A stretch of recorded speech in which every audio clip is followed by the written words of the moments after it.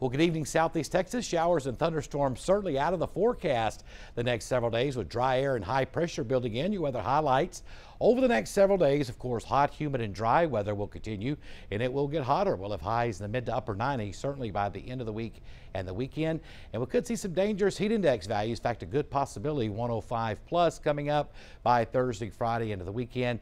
And then the pattern will begin to weaken a little bit as we head towards especially the middle part of next week. That outdoor forecast, well, hot, need to be near the water. No rain expected. Highs lower to middle 90s.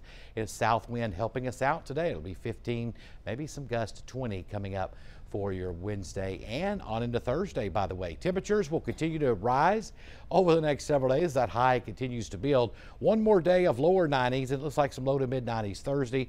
Notice 96 and 97s. Notice that heat index, though, colors in pink there. That's a dangerous level beginning Thursday, certainly into the week on into the early part of next week.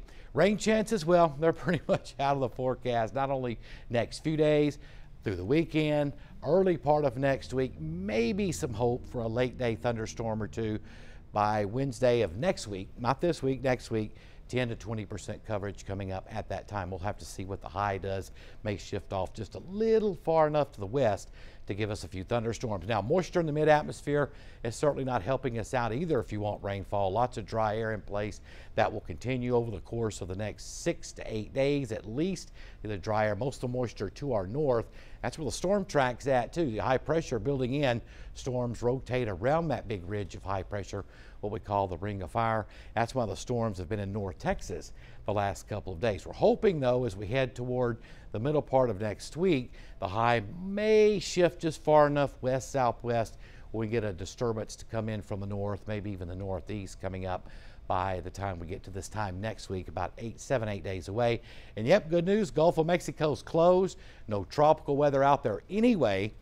And even if there were, with this pattern, we won't have to worry about anything tropicals. Hopefully we can keep that high around or just to our north and just to our west the rest of the summer. Futurecast showing a little bit of patchy ground fog. It's not out of the question. We've seen it the last 2 nights, especially up in the lakes area, and it's going to be warm and humid too. We're talking lows to be still close to 80 in a few spots at midnight, dropping only into the mid 70s tomorrow morning. A very warm start to your Wednesday.